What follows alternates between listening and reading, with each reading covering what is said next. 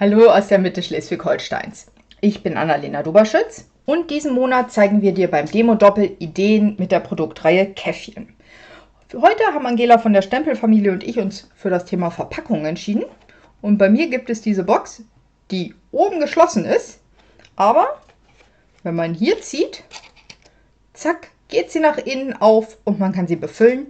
Das Tolle daran ist, sie ist aus einem einzigen Stück, der Deckel ist nicht extra. Ja, die Reihe gibt es bei Stampin' Up! Im Bereich Online exklusiv, also nur auf der Homepage, aber zu bestellen wie sonst auch einfach mal über die Homepage gucken, was es da alles an tollen Ideen gibt. Ja, und dann fangen wir doch auch mal direkt mit dieser Impossible Box an, würde ich sagen. Du brauchst dafür ein Stück Farbkarton in 21 x 22,5 cm, 4 Stück andersfarbigen Farbkarton in 9,6 x 4,6 und nochmal in 2,1 x 4,6. Das ist hier bei mir der rote Farbkarton.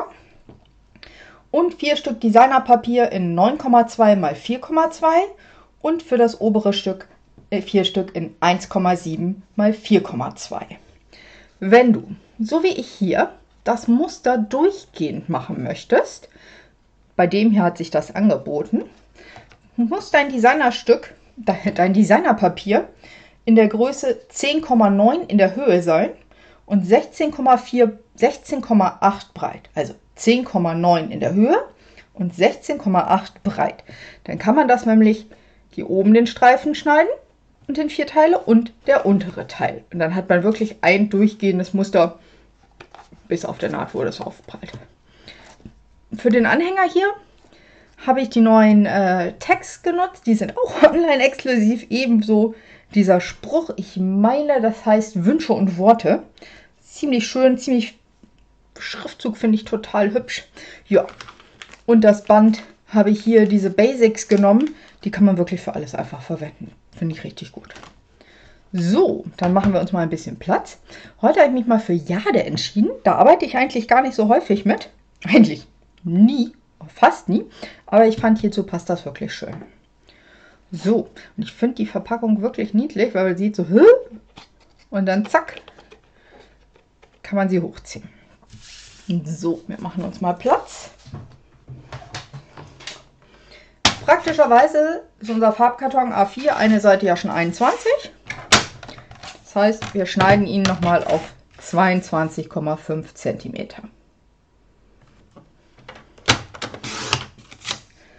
So. Wenn wir an dieser Seite sind, drehen wir ihn einmal um, dass erstmal die 21er Seite oben liegt. So, und falzen dann bei 5, bei 10, bei 15 und bei 20. Also immer im 5 cm Abstand. Falzen, nicht schneiden, ganz wichtig. Also bei 5, bei 10, bei 15 und bei 20, das hier hinten wird unsere Klebelasche. So, jetzt drehen wir das Papier so, dass diese Klebelasche nach unten, also zu uns hinweist. Und dann legen wir das Papier wieder an und falzen bei 5, bei 15, bei 17,5 und bei 20. Also die Klebelasche unten, bei 5, das wird der Boden.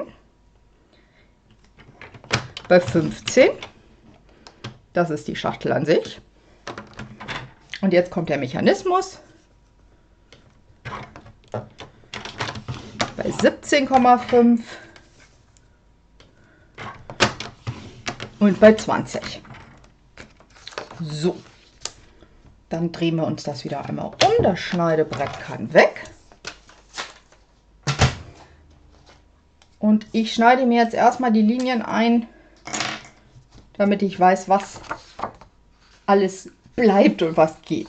Und zwar hier unten bis zur ersten unteren Falzlinie alles einmal einschneiden. Die Falzlinien.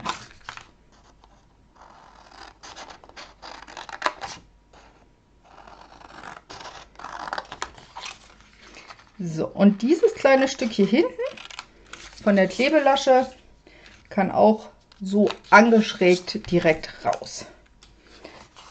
Hier oben dieses kleine Stück von der Klebelasche bleibt, aber die beiden Elemente dazwischen kommen weg. Also von unten gesehen gehen wir zur nächsten Falzlinie, schneiden da einmal schräg ein und gehen dann zur obersten Falzlinie und schneiden das gerade ein.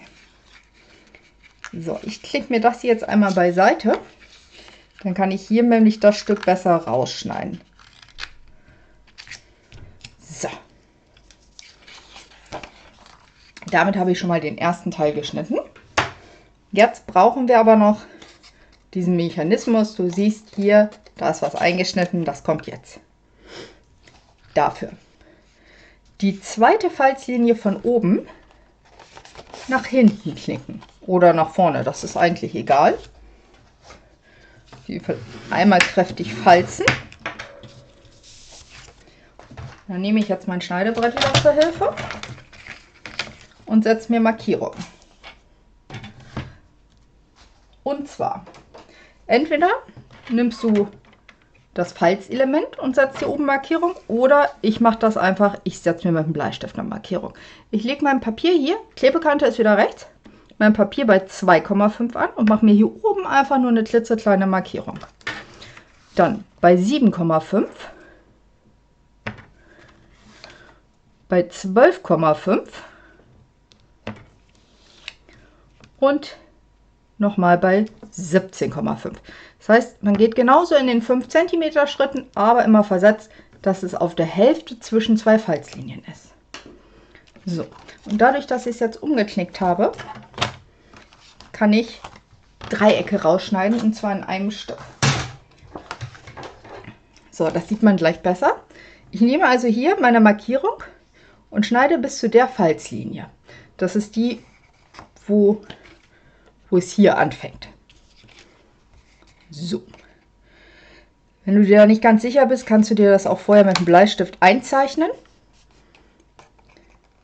Dann hinterher vielleicht noch die Reste der Linie wegradieren, aber so geht es eigentlich auch. Hier entlang der Falzlinie noch einmal. Gucken, dass es auch wirklich ganz rausgeht. Und das sozusagen viermal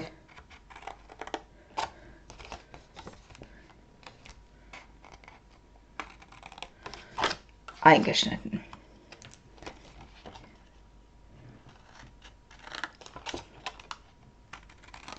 So, oh, hier ein bisschen zu tief geschnitten, aber das geht. Jetzt sieht das so aus, und wenn ich es aufklappe, habe ich hier 4 von diesen Dreiecken. Das ist wirklich praktisch, da muss man da nicht mit dem Lineal irgendwie stehen und gucken, dass man das richtig sauber macht, sondern durch dieses Umklicken ist das super fix gemacht, muss ich sagen. So, dann einmal, ich sag mal ganz ehrlich, das war jetzt eins der beiden komplizierteren Dinge. Wirklich kompliziert ist das auch nicht.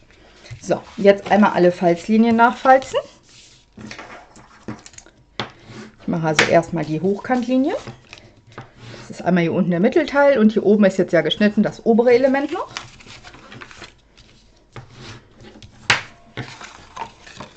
Und auch hier hinten die Klebelasche. So, beide. So. Und ja, die anderen Falzlinien natürlich auch. Der Boden.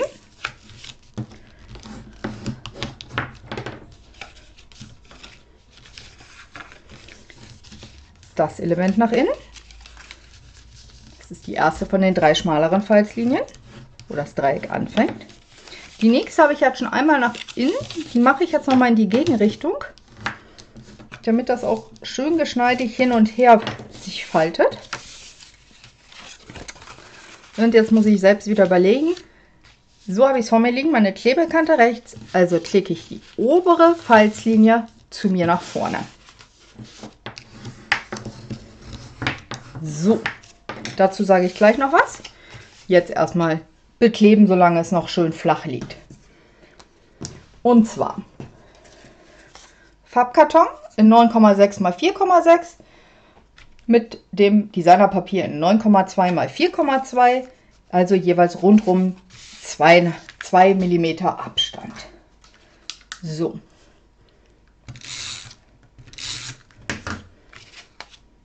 Kann man hier wirklich schön gucken.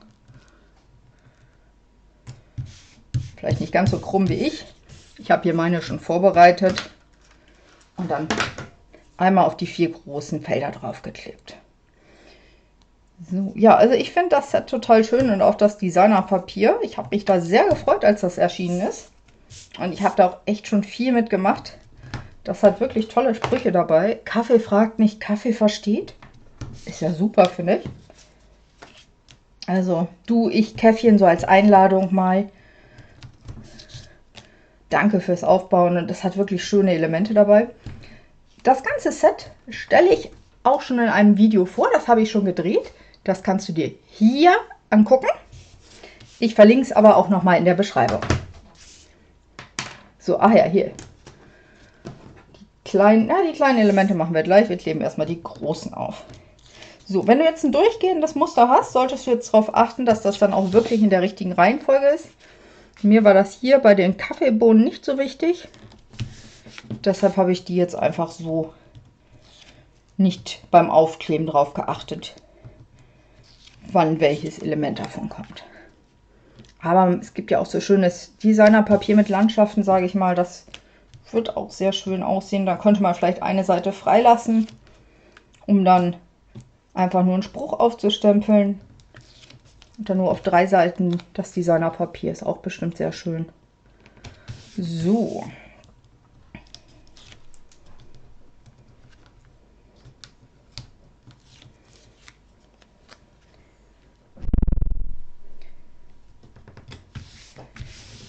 Das ist einmal hier jetzt die Box an sich. Und jetzt wollen wir das hier oben noch machen. Dafür, ganz wichtig, klicken wir das um, dass es einmal zu uns kommt. So dass man sozusagen auf der Rückseite von diesem Papier stempelt. Man kann das sich auch umdrehen und dann bekleben.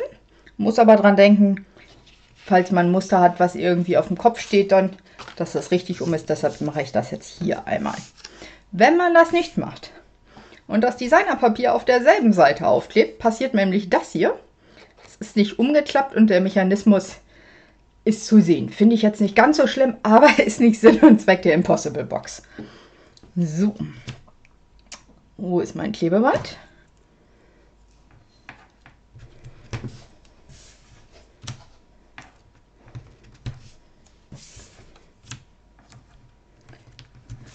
Ah, hier habe ich noch die beiden Stücke über. Die habe ich noch nicht zusammengeklebt. Das ist also das Stück Designerpapier in 1,7 x 4,2 auf dem Farbkarton 2,1 x 4,6. Also auch wieder rundrum 2 mm Abstand. So.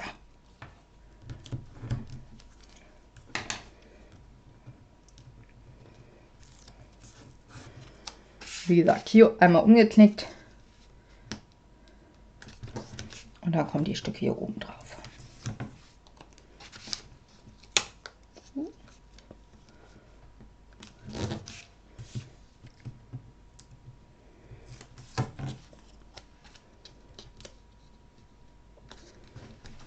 So.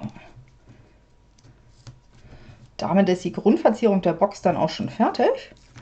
Und wir gehen jetzt zum Zusammenkleben über. Diese 4 Laschen sind mein Boden. Und weil ich das nicht so gerne habe, dass man die alle 4 übereinander klebt, schneide ich jetzt bei 2 hier so ein bisschen was ab, weil mir eigentlich 2 ganze Stücke reichen. So. Einmal geschaut, rechts ist meine Klebelasche und dann habe ich das 2. und das 4. Feld sozusagen von links gesehen kleiner geschnitten. Jetzt kommen meine Klebeelemente schon drauf. Ich nehme dafür extra starkes doppelseitiges Klebeband, weil ich möchte, dass die Box auch wirklich gut zusammenhält. Einmal hier auf die Klebelasche. Hier oben. Na, komm.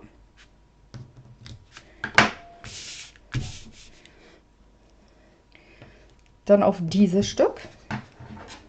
So, und ich hoffe, dass ich jetzt hier keinen Fehler mache.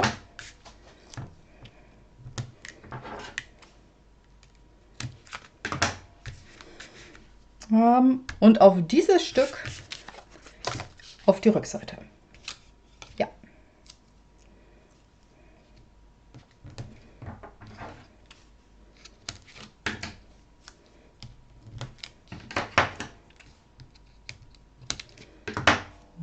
So. So sieht es also aus. Sieht man hier sehr gut, wo meine Klebelaschen sind, auf dem Stück auf der Rückseite. Dann einmal flach hinlegen. Das erste Element, wo die Klebelasche dran ist, umklappen. Dadurch, dass das extra starker, sehr gut haltender ist, ist auch immer diese Folie schwer abzuziehen, aber es geht. Und dann einfach dieses Element rüberklappen. Ganz wichtig, dass hier oben noch nicht kleben. So, gucken, dass die Falzlinien hier ordentlich übereinander kommen, nicht zu sehr beieinander stehen, festdrücken, einmal zur Seite und wieder festdrücken. So, und jetzt machen wir das hier oben, weil das ja übereinander geht. Wenn man das hier so runterdrückt, ist das so ein bisschen weiter, deshalb justieren wir das jetzt erst. Also der Farbkarton geht einmal um sich selbst sozusagen drumrum, wenn man das so sagen will. Durch einen etwas größeren Umfang. Und damit das auch wirklich gut drüber passt, habe ich es nicht am Anfang vorher geklebt, sondern jetzt und gucke, dass es da perfekt drum passt. Vorausgesetzt, diese Folie löst sich ab, was sie gerade nicht will. Nee. So. Also ich nehme meine Box, drücke dieses Element runter, gucke, dass das hier wirklich schön gleichmäßig da drüber liegt. Das hier unten kann man zum Beispiel so zumachen, dann kann man das so bei mir, ich halte das so am Bauch fest. So. Und das Element, diese kleine Klebelasche, muss da drunter. Flüssigkleber wäre vielleicht auch ganz cool an dieser Stelle. Das ist so ein bisschen knifflig, finde ich. Ich bin auch sicher, dass ich beim ersten Mal Flüssigkleber genommen habe. So, gucken, dass die Kante auf der Falz liegt ordentlich, aber es trotzdem auch gut zugeht. So, einmal rausziehen, dann kann man das hier nochmal festdrücken und das Deckelelement ist auch soweit. So, jetzt kleben wir unten zu und dafür das Element, wo gar kein Kleber dran ist, zuerst nach innen. Aha. Jetzt muss ich gerade einmal schauen. Doch, genau. Hier ist nämlich meine Naht sozusagen, das ist hinten, deshalb das zuerst.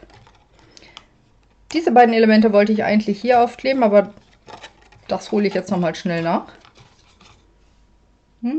Kleber, Kleber.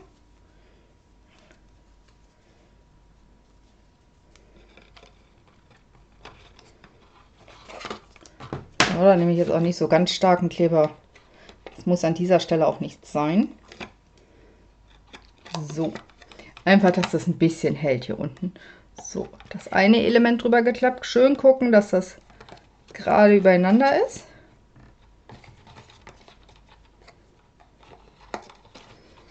Vorher natürlich diese Klebestreifen hier frei machen, damit man da auch wirklich mit arbeiten kann.